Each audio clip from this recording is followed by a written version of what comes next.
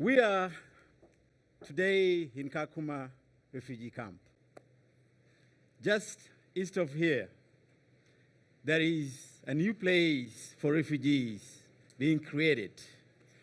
But it is not a camp. It is a community involving refugees and the locals. It is called Calabi.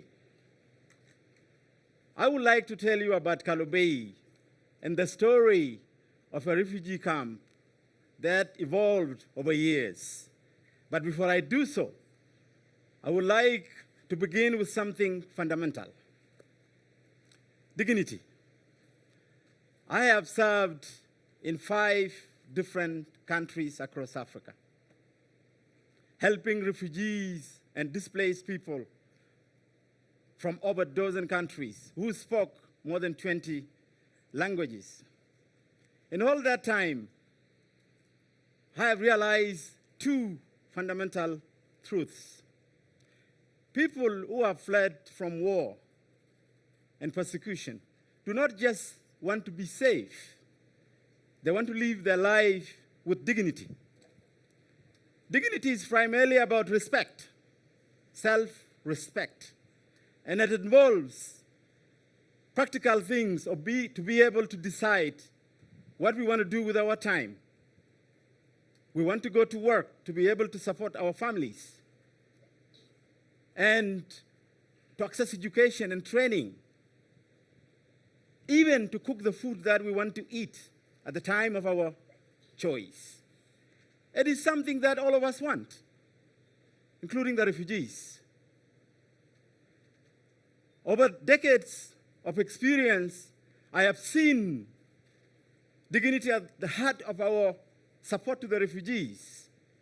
I remember when I first joined the UN Refugee Agency, UNHCR.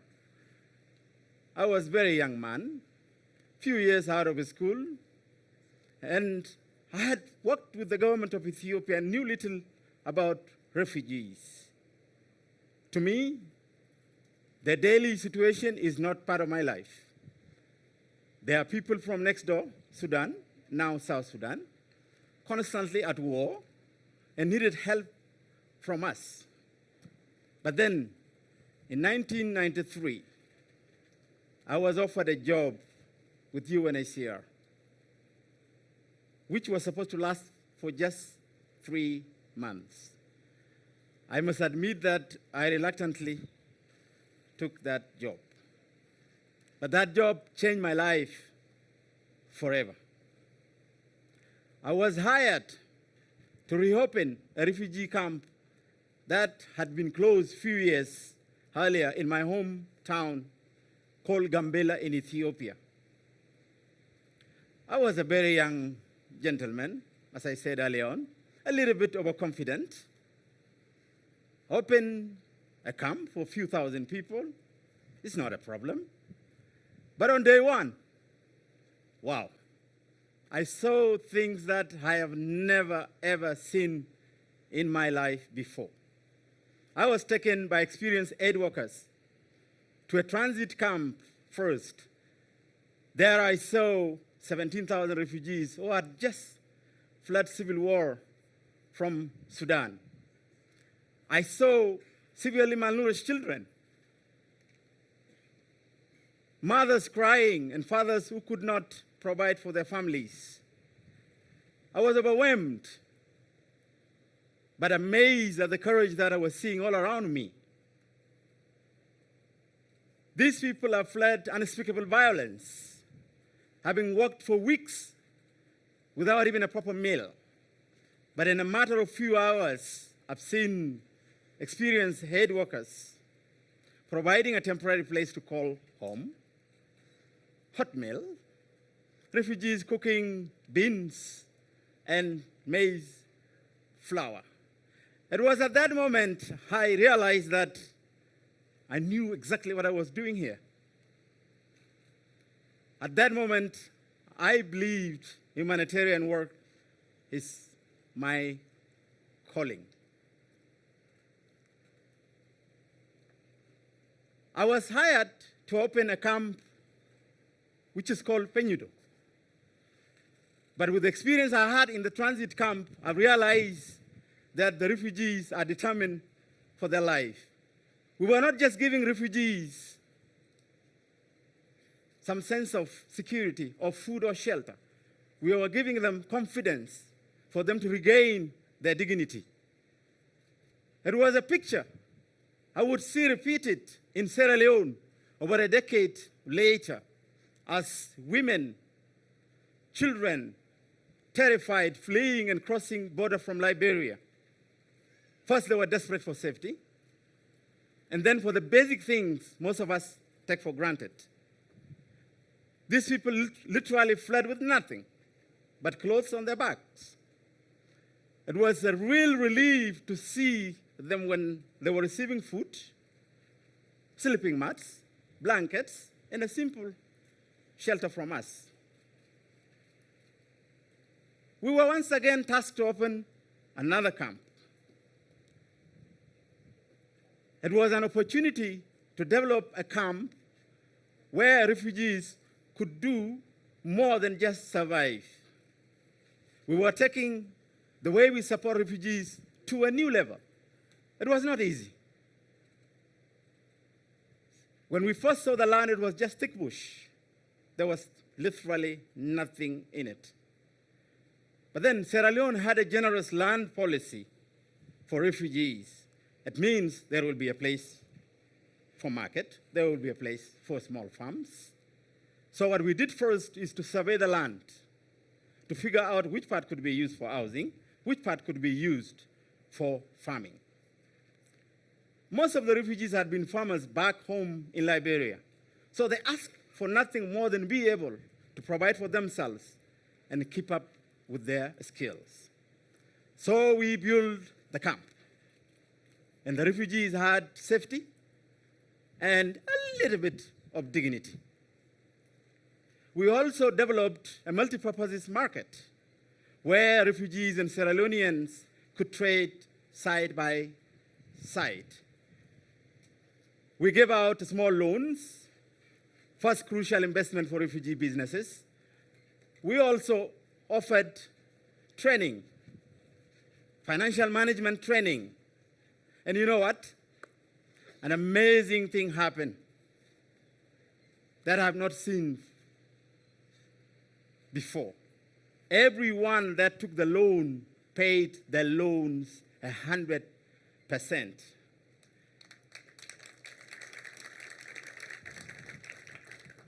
It was more than rewarding to see refugees achieve a lot. Few years later, when war ended, Liberian refugees began to return home. The time they spent in the camps was not completely wasted. The experience of farming and the experience of owning businesses has taught them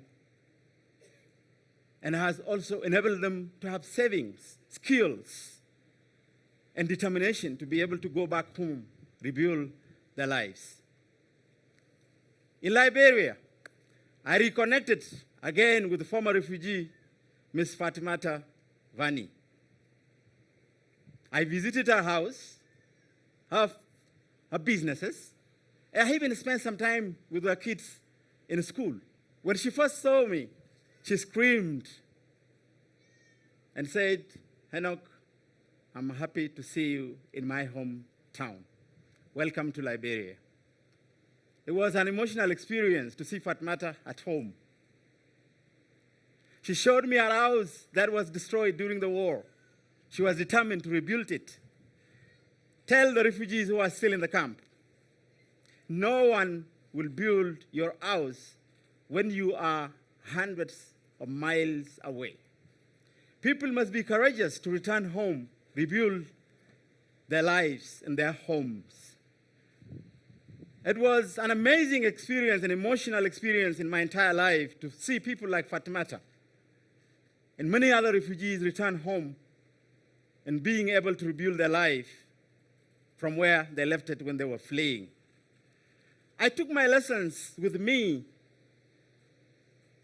that I had learned in West Africa to Kenya's Dadaab refugee camp in 2010. Dadaab has housed hundreds and thousands of mainly Somali refugees for more than 25 years. My time in Dadaab, where we have put up new camps, well-designed camps, even better structures, has taught me that change is possible. So, when I came here to Kakuma in 2015 to help develop a complete new approach of helping refugees to the way that we know we do business as usual, I was ready for the challenge.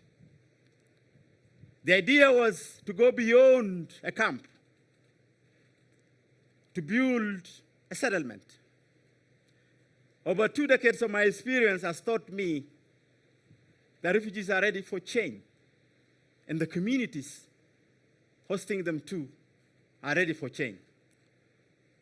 So, time has come for we, humanitarians, to change the way we do business.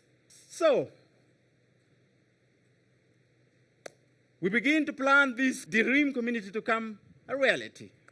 Kakuma is not a new camp, has existed for more than 25 years, and now is a large camp, home to 185,000 refugees from 19 countries. From the very beginning, when refugees were arriving in this place, the Turkana community and the refugees have lived side by side. They have benefited and learned from one another. On any given day, you go to Kakuma camp, you see vibrant markets. I believe most of you may have gone there before, where the Turkana and the refugees shop side by side. Informally, these two communities have been interacting for years. So, with the war breaking out again in South Sudan in 2013, which created another mass influx of refugees arriving in Kakuma, rather than looking at the refugees as another burden, we stopped and thought, what if this could be an opportunity? So we designed what is today called Calabi. We began with the concept of communities. From the very beginning, putting the welfare of the refugees and their Turkana host at consideration. We began planning Calabi. And Calabi is not a camp. This time there will be no camp at all. That means building schools, building hospitals, building the public transport system that will stand the test of time. Calabi will be a place for growth, training for refugees and the host community.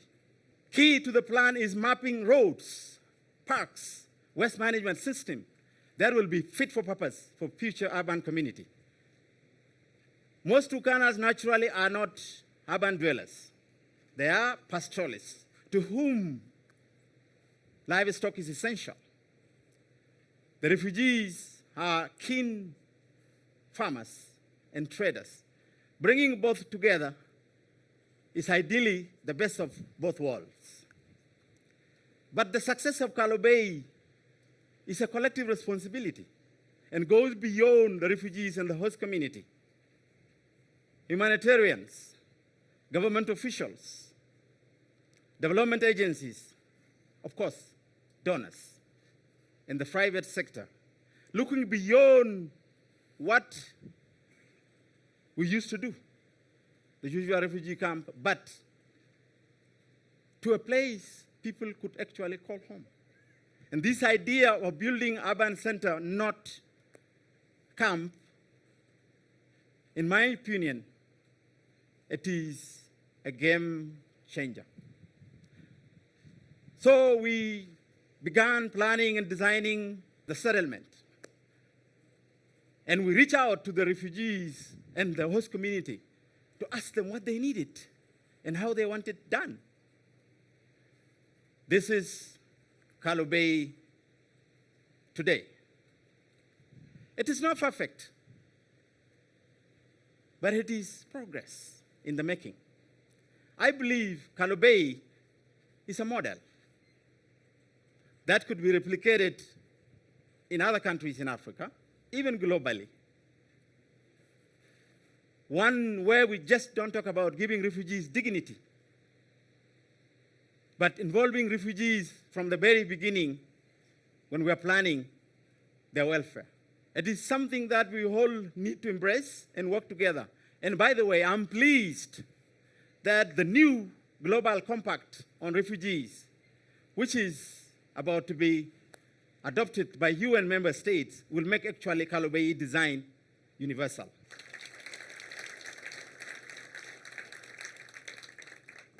In times when global displacement is larger than ever before, where conflicts do not seem to be ending soon, innovations and change is the only way to go. If we, humanitarians, and by the way, I'm also one of them, if we change our mindset from the perception that refugees are just passive recipients of aid to people who could actually work and support themselves.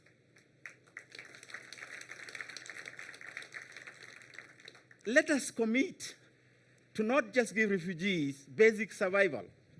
Let us commit to giving them dignity, self-determination,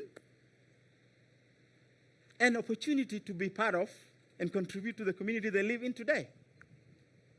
It is not just the right way or the smart way of doing things.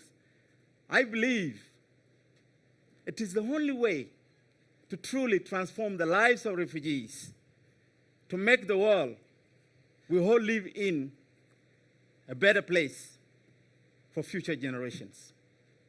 Thank you very much.